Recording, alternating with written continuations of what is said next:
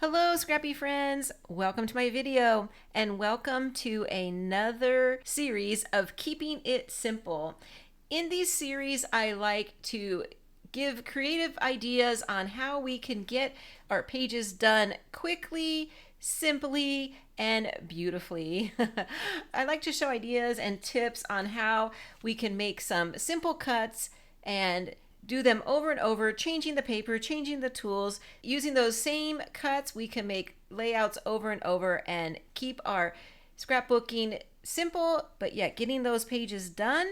Sometimes I like to do layouts that involve a lot of time and like specific cutting. I think those are great too, but I have a lot of memories to get into albums and I'm not in any rush, but I do like ideas that kind of keep me motivated and moving forward and not always spending 2 hours on a layout. So that's what I'm hoping to do in this series, is to give some ideas, some simple cuts, and let's get some pages done. So what are we going to talk about in this series is blocks and strips. There's lots of different ways that we can cut blocks and strips and add them to our layouts and create those backgrounds that can house a lot of photos, and we can highlight our pretty paper. Then after we get our background created, we can lay our photos out and then focus on embellishing. So in this series, I'm going to talk a lot about different size blocks. Now a block could be a square, a block could be a rectangle, and here we have three very common sizes: a 10 by 10 inch square, which we see a lot when we gut our papers. This is an 11 by 8 inch rectangle, and then a 6 by 8 rectangle as well. These are just examples. We're going to use all different sizes, but I wanted to point out that these are common and we probably have scraps in these sizes already. So a block is a block. It could be a square or a rectangle, and then the strips are the strips. The strips can come in any size. It could be 3 inches, 2 inches, 1 inch, ½ inch. You get it. It can go on and on. Whatever strip we have, we can utilize it somehow. Okay, so let me show you a really basic example of using blocks and strips, because I think it'll help to get us started in our creating. Okay, I have my 2 white background pieces, and I'm going to bring in a very common block, which would be a horizontal band across our paper. This one is 8 inches wide by 12 inches long, and let's go ahead and put it all the way across. So basically I took a piece of pattern paper and I cut off 4 inches on each one. Now for the strip that I'd like to demonstrate is this one. This is a 4½ inch strip, and I think that's a very nice size because it holds our 4 by 6 photos perfectly. It's really nice when it goes from top to bottom over the block, but we can also turn it horizontally if we wanted. But let's go ahead and keep it vertical, and the 4½ inch is a perfect cut to house your photo and give you enough area around for matting the photo and to highlight that beautiful pattern paper. If we wanted to, we can do 2 photos. We can do a 4 by 6 and a 4 by 4. You can also, if you wanted to trim these ever so slightly, you can trim off about 1/4 inch and you'd be able to get 2 4 by 6 photos on there as well. Let's go ahead and put this back. But the rest of the layout also houses a lot of photos. If you wanted to mimic, you can bring another strip over here, or this can just be your continuation. We could put 1 photo right there and another photo right here. We could of course decorate these seams. I love to decorate over the seams by adding border punch outs or border strips, something here to kind of make that transition between the pattern paper and the cardstock very smooth. And then over here, we can continue over here if you wish, and then you can put 1 vertical, and again, a lot of your pattern paper is still exposed and able to add that special touch to our layout, so that we can get 7 photos very easily on this with very little trimming. This one is cut down to a 4 by 4, but I think we have a lot of photos we can do that too. And it's beautiful. It's just easy. We can add in a border if we would like to kind of dress it up. But we'll get more into that as we create the layouts over the next few videos. Okay, but this is what I mean by a block and a strip. So during this series, we will be showing different examples of different size blocks and different size strips to create those simple layouts. Okay, let me put all this away and we'll get started on our layout. Hold on. So let's go ahead and begin our quick, easy, fabulous page layout.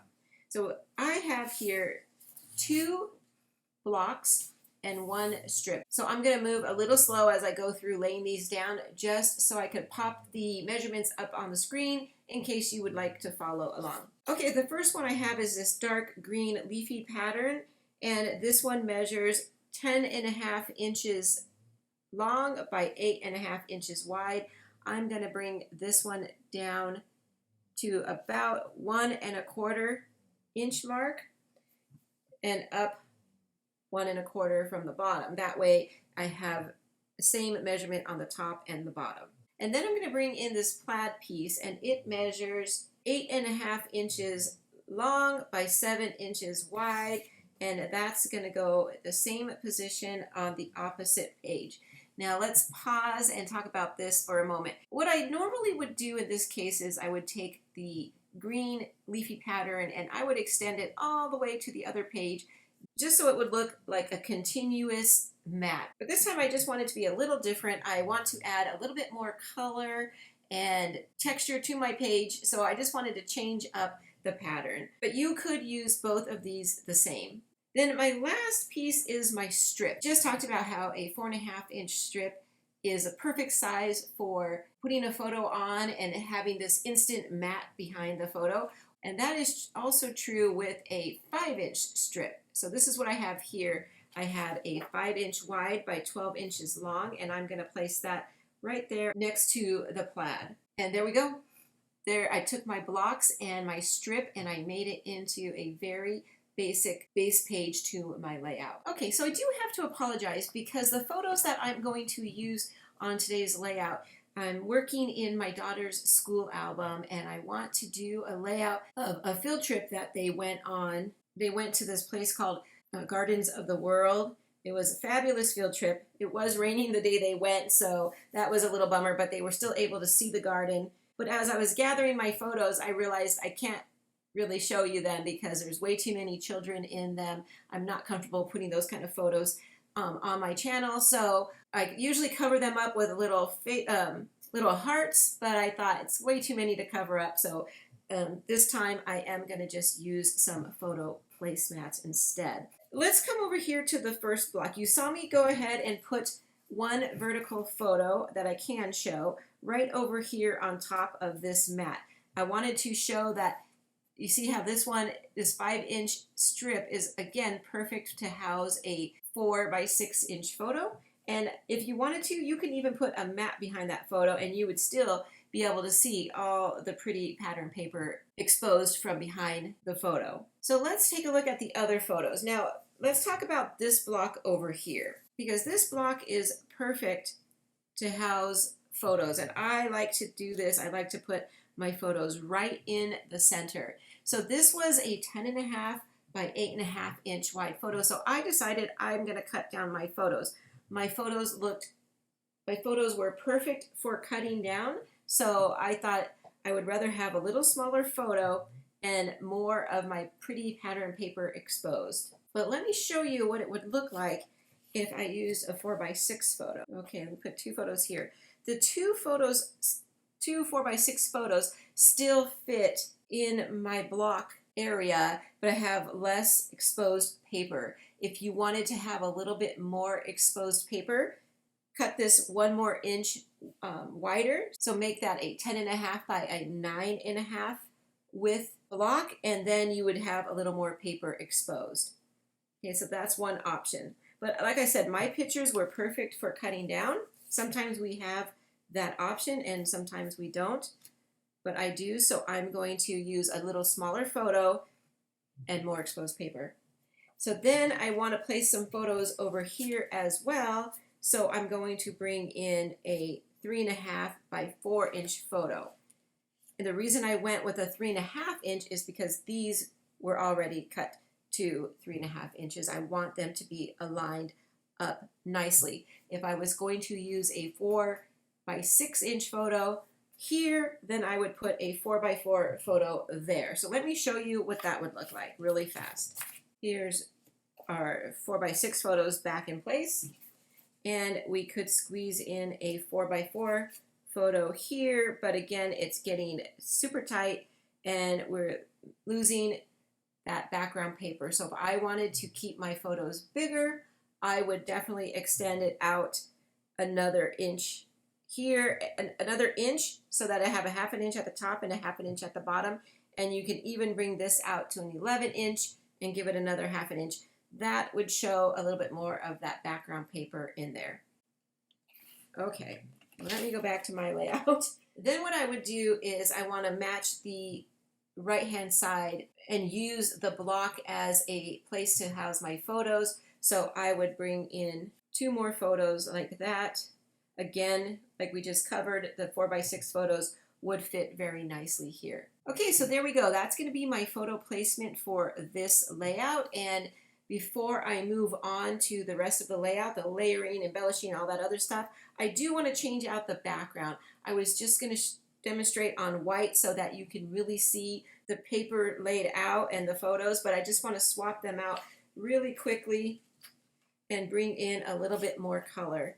So for that, I'm going to put a baby blue piece on this side and a blue piece of cardstock on that side. There we go. I think that just gave me a little bit more of a pop of color. Not much, but just enough for my layout.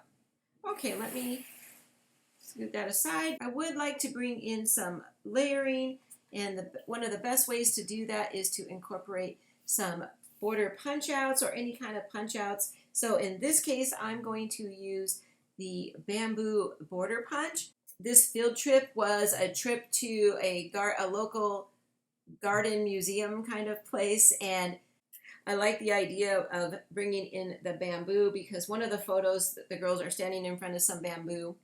So I thought it would be kind of give it a theme base to my layout.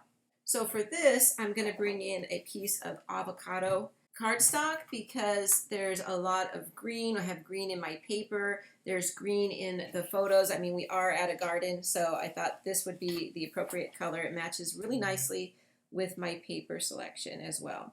So I'm just going to punch out 2 strips of this. So I'm going to get those punched out, leave you on fast forward, and I'll be right back.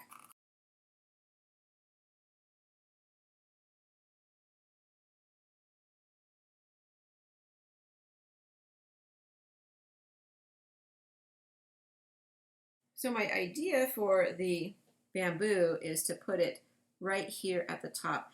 I love to cover up that seam between the paper, so where the paper meets the paper.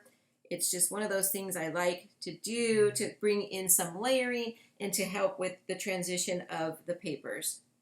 So this one will go right here. I'll put that center of the bamboo stalk on the edge, and it's going to come to right about there. Let me grab my scissors and we'll just snip it off right now. And then I'll do the same thing on the other side so that the bamboo is kind of running across the whole way. And I'm going to snip that right at the edge of the blue paper. Okay, and that added so much texture. It now looks like we're at a garden, and so that's going to be very nice once I add my photos on. Okay, so the next thing is to add a spot for our journaling and our title, so let's go ahead and do that. For my journaling, I'm going to bring in this journaling card from my stash. It was just a cut down from another piece, and I'm going to put that right over here somewhere. I have plenty of room. You could put a bigger journaling box here if you wanted. You could even add another photo there if you would like and put your journaling somewhere else. But since I have all that room, I'm going to put it right around here, and I'm going to come back and do some embellishing on that journaling card to kind of take up some of that room that is exposed over here. For my title, I'm going to come right up here to the corner. And I'm going to be bringing in some elements from the Painted Garden collection. So I had this little sign and it said garden. I added a little S. I'm going to go ahead and tuck that right up here. So it's going to say Gardens of the World because that was the name of the place that they were at. And I put that little S there just to be a little playful. I mean, this is a layout for my daughter's school book, and there's a bunch of kids in the photos, and I just felt like that's something a child probably would do. Like, hey, let's just put the little S here and fix that problem. I mean, this is 5th grade, so they know how to spell and be playful and fun like that. So I liked it. I think it's cute. Maybe not your style, but I wanted to make that plural and still use that super cute sign, so that's what I did. And then I put the rest of it onto some wax paper, and my plan is to probably tuck that right in here around the bamboo a little bit and at the top of my block. So it'll be something like that, Gardens of the World. And I'll place that so that we could still see it around the bamboo. So now we're ready for embellishing. And again, I'm trying to keep this very, very simple. If you wanted to spruce this page up and add more layers, you certainly could go back and mat all your photos. But for me, that's not going to be keeping it simple on this layout. I feel like my photos pop enough. I don't necessarily need to have any mats, but you certainly could. You have room for it, and it would look just as awesome. Okay, so where are we going to embellish? I'm going to come up here to where my title is. And like I said, I'm going to bring in some elements from my Painted Garden collection because why not? We're at a garden and it's appropriate. So I have this beautiful die cut leaf. I'm going to tuck that right in over here and have it coming out like that. That's going to be like my cluster base, so to speak. So I'm going to make sure that my beginning of my garden sign is touching the leaf, and then I'm going to bring in this little innocent looking bird who's sitting on that sweet little twig. And you know what, I'm probably going to pop that up onto some foam. Okay, and it's going to go like just something like that there. So everything is kind of sitting and touching together. So very basic, but yet very sweet. And then I'm going to come over here to the journaling spot.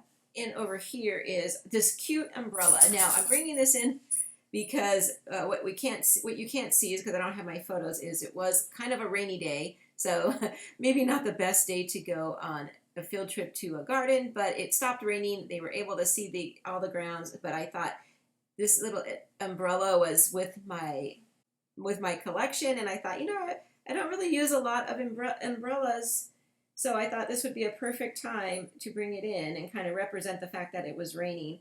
So I'm going to put it right off to the side here. I'm going to move my journaling box around so I have room for this umbrella. It's a little bit large. And then again, I'm going to bring in another sweet hummingbird. That you see what I did here is I have this hummingbird looking in and that hummingbird looking that direction. So I'm going to bring the hummingbird right over here. And again, I think I'm going to pop that up onto some foam tape. Okay, and then we'll put that right over there. And this now brings in some yellow to my layout as well. So I like that. And then the last area I want to do is I want to come in right over here. I have all this open area, so I thought it would be perfect to kind of fill that in. And I had this die cut left, and I thought that that would be super cute right there at the bottom, again, to kind of tie in all those corners of the papers together. So I'm still feeling like I want another layer, so I'm going to scoot this up for 1 minute and bring in my 12-inch trimmer, because what I want to do is, this is a little trick I like to do. I have a little piece of dark brown paper, and I thought I really want to try and tie this in together. And so I'm going to do a little 1/4-inch strip. So I'm just going to take it, paper right to the edge of my gray cutting mat, and do one thin layer that's a 1/4-inch strip. Sometimes these little thin strips just add so much to our layout. Then I'm going to put it right here over that seam where the papers are meeting and transitioning. And it just kind of gives me like a block, more of a block effect and a little grounding. And the reason I went with dark brown is because I have dark brown up here with the sign and the twigs. All the twigs have dark brown, so I went with dark brown. I thought that was perfect. So now that I added that dark brown, I kind of want to add something else down here by the little caterpillar. So I'm going to bring in, I have this little box that I'm keeping over here on my cart, and what I did one day, I might have already explained this, but what I did one day was I was going through my scrap paper and trying to downsize the amount of brown scraps that I had, and then I just couldn't part with it, so I just die cut and punched out a bunch of things in brown, and I keep it right here. And I've been using this quite a bit actually, because brown is a neutral color and it goes with a lot of things, so it's been really coming in handy with things. So I want to kind of bring in something and maybe like tuck it right back there. That's cute. There's a couple other circular elements that might work. So let's try this little doily. Yeah, that's it. I like that one. I could tell already. Just the doily brings in more texture to our layout. So yeah, I highly recommend that. Go through your scraps, make a few die cuts, keep them right here to your side. If you don't know what to do, start with your neutrals and make even a box with different colors, neutrals. I just haven't had time to go through and do any more, but I love that idea. Okay, so I'm going to pause the video real quick. I'm going to get all this adhered down, and I'll be right back, and we'll do some finishing touches. Okay, hold on. There we go. Everything is adhered down, and I love it. It came out so nice, and it was so simple. And you will notice I did correct my title. I don't know if you've noticed on the before I had left, it just said Gardens of World, and I did have to go back and put in the world because it's called the Gardens of the World. So, and I kind of tucked that in there behind the bamboo, kind of making it look a little adventurous since they were out exploring this garden ground. So anyway, I like my title area. I think it's super cute.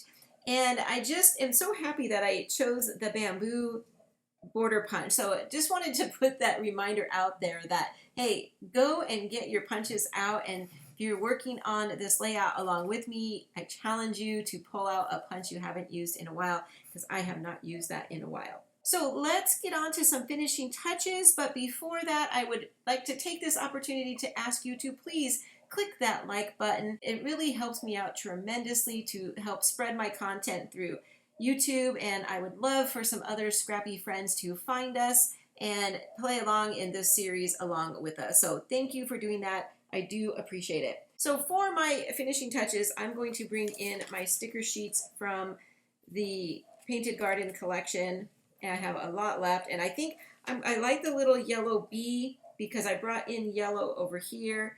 So I'd like to bring a little more in, and I think I'm just going to place it right up here in my already playful little border area. I would like to bring in, let's see, maybe a flower. Do we want a little flower? Yeah, you know what? The little flower would bring in some yellow down there, so let's do that. And let's see, I would really want to bring in some of these word stickers. You guys know how I feel about the word stickers. I feel like they just really help to extend our journaling. So I'm going to go ahead and put this one with, it says best day. In the photos, the girls are so playfully having a good time and enjoying what they're learning. So I thought, why not? We can have some best days at school. So I went ahead and moved that flower sticker up and put it right in there. I love that. So see, you can hardly see my base anymore, but you can see a little bit popping out. And I really love that. If you wanted to show more of your base, then you could always bring in the best day maybe off to the side, or maybe even over here a little bit, tucked underneath the flower. That looks super great as well. In fact, I think I'm going to keep it there. Then I like this one also that says flooded in green. I think that's appropriate for the fact that they're at a garden And it's going to bring in some green color to my embellishment cluster over here because I have a lot of green in the other ones, so why not? And I'm going to tuck it right in. I apologize if you hear some background noise. I have my dog is in the room sleeping and snoring, and then the neighbor's dog apparently wants to be fed and is calling for their attention. Let's see, I like this one right about here. Yep, I love it. You can still see the word in, flooded in green, but I also like it because it's kind of what I did up here when I tucked the words behind the leaves a little bit, and down here as well. Now that I have my finishing touches on here, I'm going to go get my photos, put them on here, get my journaling in, get this in my album, and I will get 2 pages done just like that. So thank you for joining me in this episode of Keeping It Simple. If you want to see the rest, I will link the entire playlist right here, as well as another video that you may like right up there. So thank you again, and I'll see you real soon. Bye-bye.